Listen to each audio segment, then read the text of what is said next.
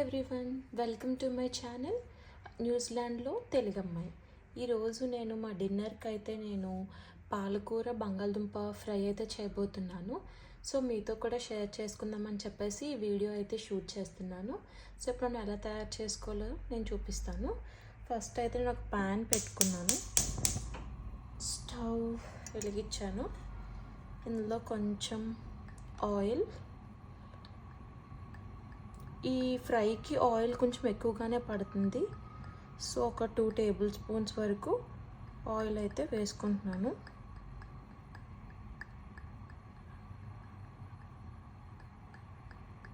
Oil వేసుకున్నాక కొంచెం oil heat ఎక్కినంత వరకు మనం వెయిట్ చేయాలి.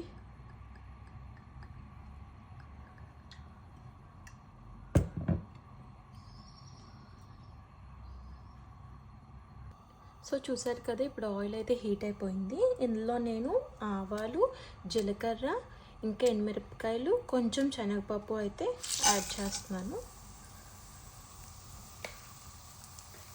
వీటిని బాగా ఫ్రై చేసుకోవాలి. ఇది ఇలా ఫ్రై అవుతున్నప్పుడు కొంచెం ఒక రెమ్మ కరివేపాకు కూడా వేసుకోవాలి. మాకు ఇక్కడ న్యూజిలాండ్లో కరివేపాకు దొరకడం చాలా కష్టం. అసలు దొరికినప్పుడే మేము కొంచెం ఎక్కువగా తెచ్చుకొని ఫ్రిడ్జ్లో స్టోర్ చేసుకుంటాము.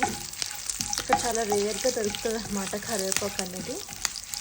సో ఇలా మొత్తం ఇవి పోపులు ఫ్రై అయిపోయాయి కదా, ఈ ఫ్రై అయిపోయిన దాంట్లో నేను ఇప్పుడు ఒక ఆనియన్ కట్ చేసుకున్నాను. ఒక ఆనియన్ అయితే సరిపోతుంది. ఆనియన్ మొత్తం ఇందులో వేసుకుంటున్నాను. ఈ ఆనియన్ కూడా చిన్న చిన్న పీసెస్ కట్ చేసుకుంటే మీకు ఫ్రై అనేది బాగుంటుంది అన్నమాట. అంటే పెద్ద పీసెస్ కట్ చేసుకుంటే మనకి ఆనియన్స్ ఎక్కువ తగులుతూ ఉంటే అందుకే చిన్న చిన్న పీసెస్. ఇక్కడ మాకు ఏంటంటే ఆనియన్స్లో 2 టైప్స్ దొరుకుతాయి అన్నమాట. ఒకటి రెడ్ ఆనియన్స్, ఇండియాలో లాగే రెడ్ ఆనియన్స్ ఉంటాయి. ఇక్కడ వైట్ ఆనియన్స్ అనేవి కొంచెం వెరైటీ ఆనియన్స్ ఉంటాయి అన్నమాట. రెడ్ ఆనియన్స్ అంటే అవి అంటే తొందరగా పాడైపోతాయి. ఇక్కడ వైట్ ఆనియన్స్ అయితే ఎక్కువ రోజులు ఉంటాయి అన్నమాట. సో అందుకని మేము ఎక్కువగా వైట్ ఆనియన్స్ తెచ్చడానికి ప్రిఫర్ చేస్తాము. Red onions only non veg items అవి చేసినప్పుడు నేను రెడ్ ఆనియన్స్ వాటికి వాడతాను. నార్మల్ ఇంట్లో రోజు కుకింగ్కి అయితే నేను నార్మల్ వైట్ ఆనియన్స్ అయితే వాడతాను. ఇప్పుడు ఈ ఆనియన్స్ అయితే బాగా మగ్గిపోవాలన్నమాట. సో అందరికీ తెలిసిన చిట్కాయే, ఆనియన్స్ తొందరగా మగ్గిపోవాలంటే కొంచెం సాల్ట్ యాడ్ చేస్తాను. ఇప్పుడు నేను కొంచెం యాడ్ చేస్తున్నాను సాల్ట్, ఎందుకంటే పాలకూరలో నాకు అనిపిస్తుంది కొంచెం సాల్ట్ కంటెంట్ ఉంటుంది. సో ఇప్పుడు నేను కొంచెం యాడ్ చేస్తున్నాను సాల్ట్. ఓన్లీ అంటే ఆనియన్స్ వరకు, ఆనియన్స్ మగ్గిపోయేంత వరకు కొంచెం సాల్ట్ అయితే యాడ్ చేశాను. ఇది బాగా ఫ్రై అవ్వాలి. మరి డీప్ ఫ్రై అంటే లైక్ గోల్డ్ బ్రౌన్ ఆనియన్స్లా కాకుండా జస్ట్ కొంచెం ఆనియన్స్ సాఫ్ట్ అయినంత వరకు మనం బాగా ఫ్రై చేసుకోవాలన్నమాట. చూసారుగా ఆనియన్స్ అవి బాగా మగ్గిపోయాయి అన్నమాట. ఇప్పుడు నేను ఇందులో చిన్న చిన్నగా కట్ చేసుకున్న, అంటే మరీ చిన్నగా కాదు పెద్దగా కాదు, మీడియం సైజ్ పొటాటోస్ అనేవి వేస్తున్నాను. ఈ పొటాటోస్ వేసాక కొంచెం మనం ఫ్లేమ్ అనేది తగ్గించుకోవాలి, మీడియం టు లో ఫ్లేమ్లో పెట్టుకోవాలి, లేదంటే బంగాళదుంపలు మనకి మాడిపోతాయి. ఇలా కట్ చేసుకుని పొటాటోస్ అన్నీ నేనైతే 2 పొటాటోస్ వేస్తున్నాను ఇందులో. ఈ పొటాటోస్ అన్నిటిని కట్ చేసుకొని వాష్ చేసుకొని ఇందులో అయితే వేసేస్తున్నాను. ఇప్పుడు ఒకసారి మళ్ళీ మనం మంచిగా కలుపుకున్నాము.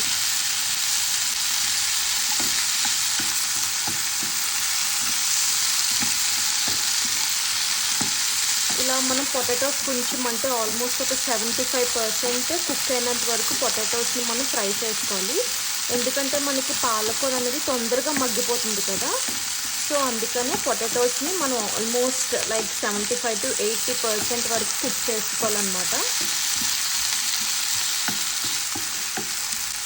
సో మనం ఇలా 2 టైమ్స్లా కలుపుకొని ఇప్పుడు నేనైతే లిడ్ పెట్టేస్తున్నాను. ఒక 5 to 10 మినిట్స్లో అయితే సాఫ్ట్ అయిపోతాయి పొటాటోస్ అనేవి.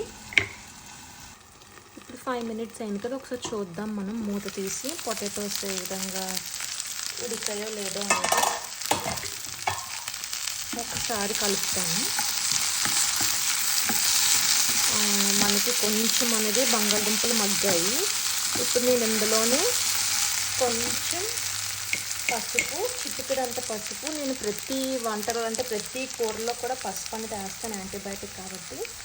ఇప్పుడు ఇందులో ఒక 1.5 స్పూన్ ధనియాల పొడి అయితే వేసాను. ఒకసారి మళ్ళీ బాగా మిక్స్ చేసుకున్నాము. మనం ఈ స్టేజ్లో కానీ ఏమైనా పొడిలు అవి వేసుకున్నామంటే మనకు నచ్చింది. ఇందులో మనం నువ్వు పొడి కూడా వేసుకోవచ్చు, చాలా టేస్టీగా అయితే ఉంటుంది. కానీ ప్రెసెంట్ నా దగ్గర అయితే లేదు, అందుకే నేను యాడ్ చేసుకోవట్లేదు. సో ఇలా ఒకసారి మొత్తం అన్నీ మిక్స్ చేసుకొని ఈ స్టేజ్లో మనం కానీ యాడ్ చేసినట్టయితే మంచిగా పడుతుంది అన్నమాట దుంపలకి అన్నిటికీ.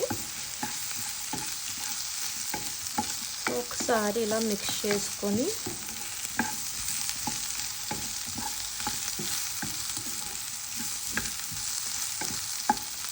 మళ్ళీ మూత పెట్టి కొంచెం సాఫ్ట్ అయినంత వరకు ఉంచుదాం. ఒక 5 మినిట్స్ ఇలా మళ్ళీ ఉంచి అప్పుడు మళ్ళీ చూద్దాము. ఇప్పుడు ఒకసారి మూత తీసి అయితే చూద్దాము. నాకు తెలిసి పొటాటోస్ మగ్గిపోయి ఉంటాయి. అవును, మగ్గిపోయి పొటాటోస్ అనేవి 70 to 80% అయితే మగ్గిపోయాయి. ఇప్పుడు మనం ఇందులో ఏంటంటే కడిగి పెట్టుకున్న పాలకూర వేసుకుందాం. మాకు ఇక్కడ ఏంటంటే ఇండియాలో మనకి మొత్తం కట్టల్లాగా దొరుకుతుంది కదా పాలకూర. ఇక్కడ అలా కాదు, మాకు బేబీ స్పీనచ్ అని చెప్పేసి ఇలా ఓన్లీ లీవ్స్ ఒకటే ప్యాకెట్తో అమ్ముతారనమాట. ఓన్లీ లీవ్సే ఉంటాయి. ఇదేంటంటే ఇక్కడ వాళ్ళు మెయిన్గా సలాడ్స్ అవి ఎక్కువగా ప్రిఫర్ చేస్తూ ఉంటారనమాట. సో అందుకని ఇక్కడ మనకి కంప్లీట్ కట్టర్లాగా అయితే అమ్మరు పాలకూర, ఓన్లీ ఇలాగ లీవ్స్ మాత్రమే అమ్ముతారు.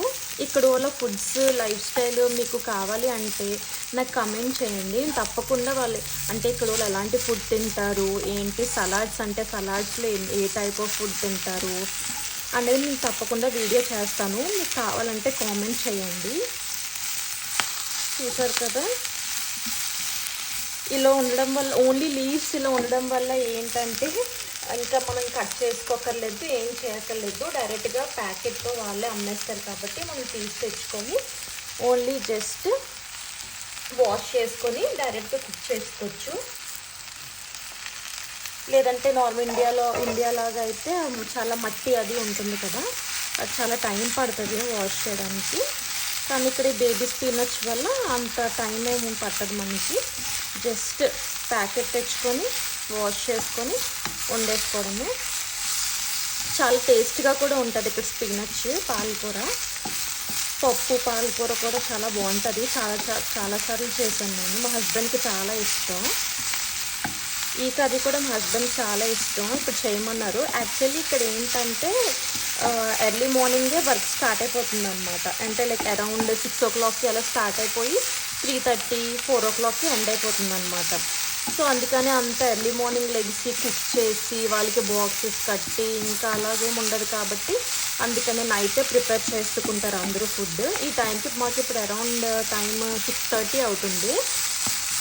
సో ఈ టైంకి అందరూ కుక్ చేసుకొని ఇంకా నైట్ డిన్నర్ అయిపోయాక వాళ్ళకి బాక్స్ ప్యాక్ చేసేస్తామన్నమాట. ఓన్లీ మార్నింగ్కి బ్రేక్ఫాస్ట్ అది ప్రిపేర్ చేస్తాను. నేనైతే పాప కదా, మరి పాపతో నాకు అవ్వదు కాబట్టి నైటే అన్నీ నేను బ్రేక్ఫాస్ట్ అది కూడా ప్రిపేర్ చేసేస్తాను అనమాట. బ్రేక్ఫాస్ట్ అంటే మా హస్బెండ్ ఏం తినరు, ఓన్లీ జస్ట్ ఈ అవకాడో షేక్స్ అని చెప్పేసి ఇంకా బ్రెడ్ జామ్ అవే తింటారు. మార్నింగే అంత హెవీగా తినరు అనమాట. ఇక్కడ ఇంకోటి ఏంటంటే లంచ్ టైం కూడా మన ఇండియా లాగా, అంటే ఇండియాలో మనకి ఏంటి 12 o'clock కానీ 1 o'clock కానీ అలా ఉంటుంది. కానీ ఇక్కడ ఇలా కాదనమాట. ఎర్లీ మార్నింగ్ 10 o'clockకి లంచ్ అనమాట. సో ఇప్పుడు మార్నింగ్ బ్రేక్ఫాస్ట్ 5:30కి చేసి వెళ్ళి ఇంకా డైరెక్ట్గా 10 o'clockకి అక్కడ లంచ్ చేస్తారనమాట. అందుకని ఇంకా మార్నింగ్ బ్రేక్ఫాస్ట్ అంతా హెవీగా అయితే చేయరు, నార్మల్ లైట్గా అంటే బ్రెడ్ అలాంటివి ఇంకా తినేసి వెళ్ళిపోతారనమాట. సో ఈ స్పినచ్ బాగా మిక్స్ చేసుకోవాలి. మనకి స్పినచ్ ఎంత వేసినా కనబడదు, ఎందుకంటే లీఫీ వెజిటేబుల్ కదా, తొందరగా మగ్గిపోతుంది. సో ఇలా బాగా కలుపుకుందాం. ఇది కొంచెం మగ్గాక అప్పుడు నెక్స్ట్ కారం అది వేసుకుందాం. మనం కొంచెం మగ్గనిద్దాం, మళ్ళీ మూత పెట్టి మగ్గనిచ్చి ఒక 5 to 10 minutes మళ్ళీ తీసి చూద్దాం. చూసారు కదా, పాలకూర అయితే బాగా మగ్గిపోయింది. పొటాటోస్ కూడా ఆల్మోస్ట్ ఉడికిపోయాయి. ఇప్పుడు ఇందులో మనం టేస్ట్కి తగ్గట్టు కారం వేసుకుందాం. మేము కొంచెం ఎక్కువ కారం తింటాము, సో నేను కొంచెం ఎక్కువ వేస్తున్నాను కారం. మాకు యాక్చువల్లీ ఏంటంటే ఇక్కడ చిల్లీ పౌడర్స్ అవి దొరకదన్నమాట. దొరికినా సరే మన ఇండియా టేస్ట్ రాదు. సో అందుకని మేము ఏంటంటే ఒక 3 monthsకి ఒకసారి ఇండియా నుంచి కొరియర్ తెప్పించుకుంటాము. ఓన్లీ ఇలా కారం అనే కాదు, ఇంకా మిగతా ఐటమ్స్ ఈ పప్పులని అవన్నీ కూడా తెప్పించుకుంటూ ఉంటాము. ఇక్కడ దొరుకుతుంది కానీ అంత క్వాలిటీ అయితే ఉండదు. అందుకని మినప్పప్పు అవన్నీ కూడా మేము ఇండియా నుంచి తెప్పించుకుంటాం అన్నమాట. 3 monthsకి ఒకసారి కొరియర్ తెచ్చుకుంటాము ఇండియా నుంచి. సో ఇలా బాగా మిక్స్ చేసుకోవాలి కారం అదిను. ఇప్పుడు ఈ కారం పచ్చివాసన పోయినంత వరకు ఒక 5 minutes లో ఫ్లేమ్లో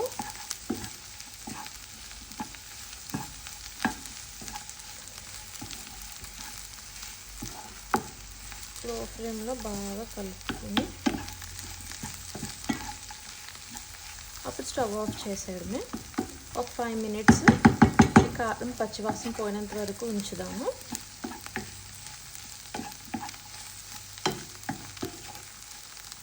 చూసారు కదా, ఎంతో టేస్టీగా ఉండే పాలకూర బంగాళదుంప కూర రెడీ అయిపోయింది.